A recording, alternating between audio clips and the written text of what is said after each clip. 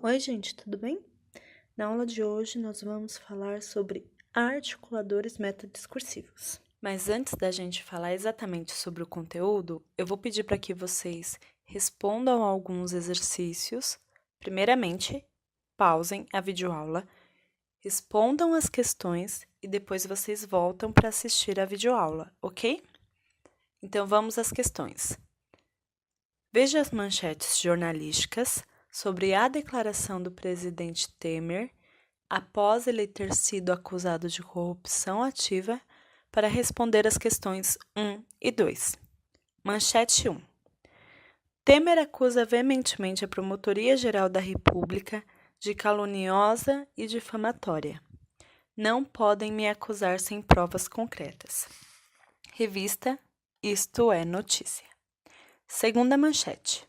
Declaração da Polícia Federal afirma, sem dúvida nenhuma, que o presidente Michel Temer é réu primário na investigação Lava Jato. The Brazil Times. Primeira questão. Qual manchete parece mostrar a inocência de Michel Temer e por quê? Segunda questão. Qual manchete parece ser contrária à inocência de Michel Temer e por quê? Agora nós vamos às respostas das questões anteriores. Mas só um adendo antes da gente realmente seguir nas respostas. Gente, essas manchetes foram eu que inventei, tá? Se elas têm alguma semelhança com a realidade, é uma mera coincidência. Mas não existem essas revistas, não existem essas manchetes, tá bom? Então, primeira manchete. Temer acusa veementemente a Promotoria-Geral da República de caluniosa e difamatória. Eu vou parar a leitura da manchete por aí, porque o que nos interessa são duas palavras que estão grifadas aí já. A primeira palavra é o verbo acusar, seguido do advérbio veementemente. Nesse caso, esse advérbio de intensidade, ele está atribuindo uma característica ao verbo acusar.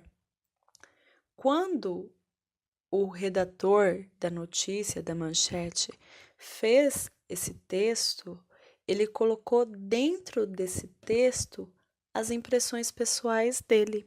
Ele colocou as impressões pessoais dele sobre o discurso do presidente Michel Temer. E quando ele ouviu o presidente Michel Temer, ele sentiu que o Temer acusava com muita certeza a Promotoria-Geral da República. Então percebam, apesar de notícias serem consideradas neutras, a gente consegue colocar por meio de alguns recursos linguísticos a nossa opinião sobre a notícia que a gente está dando. Aí tem, de alguma forma, a opinião desse redator sobre a notícia. Ele sentiu que o presidente Michel Temer estava falando a verdade. Então, essa manchete, ela caminha para a inocência do presidente Michel Temer. Ela defende a inocência do presidente Michel Temer. Segunda manchete. Declaração da Polícia Federal afirma, sem dúvida nenhuma, que o presidente Michel Temer é réu primário na investigação Lava Jato. Percebam aí que nós temos novamente uma locução adverbial que está mudando o verbo afirmar, e este verbo afirmar, ele ganha uma nova característica. A declaração da Polícia Federal não foi somente uma afirmação, mas foi uma afirmação certíssima. Eles têm muita certeza do que eles estão falando, não tem dúvida nenhuma. Então, a pessoa que escreveu essa manchete, ela colocou a impressão dela sobre o discurso da Polícia Federal. Olha que interessante. Então, se ela defendeu o discurso da Polícia Federal e colocou uma impressão que a Polícia Federal tem total certeza do que está falando, é sinal que essa pessoa escreveu uma manchete contrária à inocência do presidente Michel Temer. Então, afinal, o que são os articuladores? Os articuladores são expressões linguísticas provenientes das classes de palavras, conjunções, preposições e advérbios. Nós podemos encontrar outras classes de palavras que tem também a função de articuladora, dependendo da posição dessa palavra dentro do texto. Mas vamos nos ater principalmente a essas, que normalmente já têm a função de articuladores, tá bom? Os articuladores são responsáveis pelo processo de construção de sentido de um texto e do discurso. A gente já viu isso quando a gente estudou coerência e coesão, lembram? Existem 3 tipos de articuladores. Os primeiros são chamados de organizadores textuais. Eles são palavras que garantem a progressão temática, ou seja, a sequência do texto, né? Ela garante que o texto corra com determinada coesão, que a gente entenda quais elementos vêm primeiro, quais elementos vão seguir esses primeiros elementos. Então, ou seja, ele elenca acontecimentos. A gente já viu isso quando a gente estudou coesão sequencial. Só para relembrar, algumas palavras que são organizadores textuais são primeiramente, inicialmente, segundo lugar, depois, ok? Nós temos também os conectores. Vocês vão ver que algumas pessoas falam conectores também, está certo, tá bom? Mas temos os conectores, que são conjunções ou expressões linguísticas que estabelecem a relação de sentido entre as diferentes partes do texto.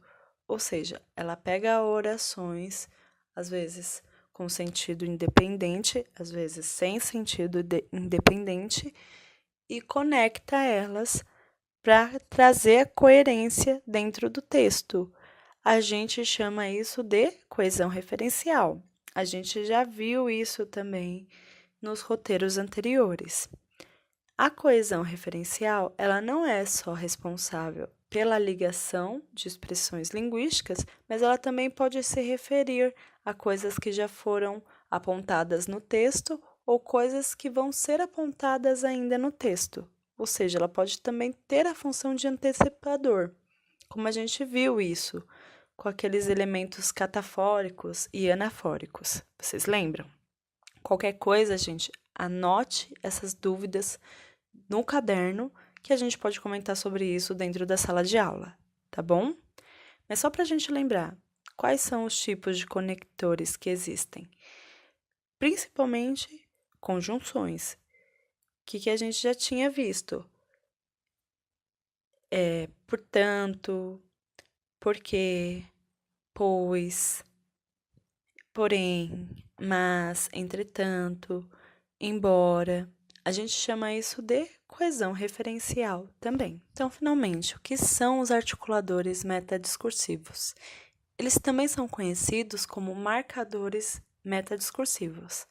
E eles são recursos linguísticos, ou seja, palavras que atribuem um ponto de vista às partes do enunciado, ou seja, são palavras usadas para a gente imprimir a nossa opinião naquilo que a gente fala ou que a gente escreve. Existem 3 subcategorias de marcadores metadiscursivos. A primeira subcategoria é conhecida como modalizadores. Os modalizadores são palavras usadas para evidenciar, para deixar clara a opinião do enunciador sobre aquilo que ele está falando ou está escrevendo. Usa-se muitas vezes algumas palavras como certamente, evidentemente, aparentemente, obrigatoriamente. Então percebam, são utilizados aí muitas vezes os advérbios. Nesses primeiros, a gente vê que são advérbios de intensidade. Nós temos outros tipos de advérbios também que podem ser usados como modalizadores para deixar clara a nossa opinião. A gente tem advérbios de certeza, por exemplo, sem dúvida, às vezes até de dúvida, como talvez. Então, se você quiser marcar sua opinião, deixar bem clara sua opinião, use muito os advérbios.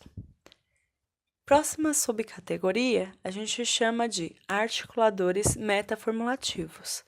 São palavras utilizadas quando o locutor faz reflexão sobre a forma como ele empregou os termos ou as palavras em seu texto.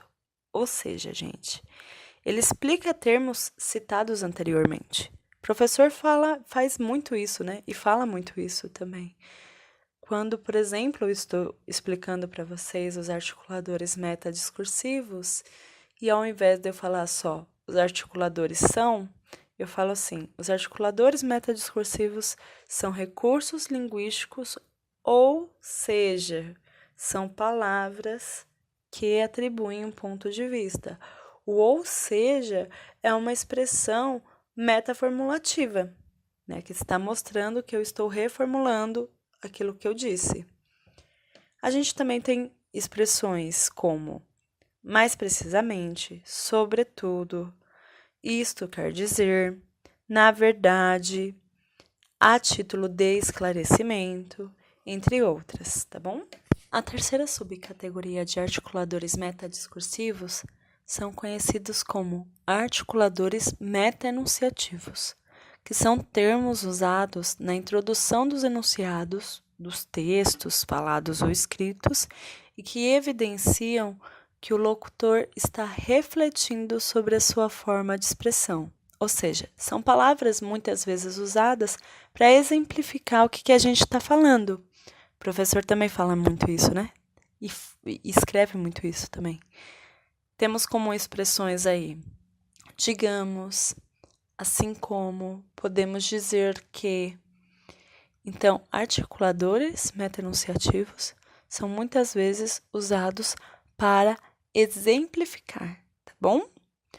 Então, podemos dizer que os articuladores metadiscursivos são normalmente advérbios, mas também há outras palavras ou expressões, como é preciso, é impossível, é necessário.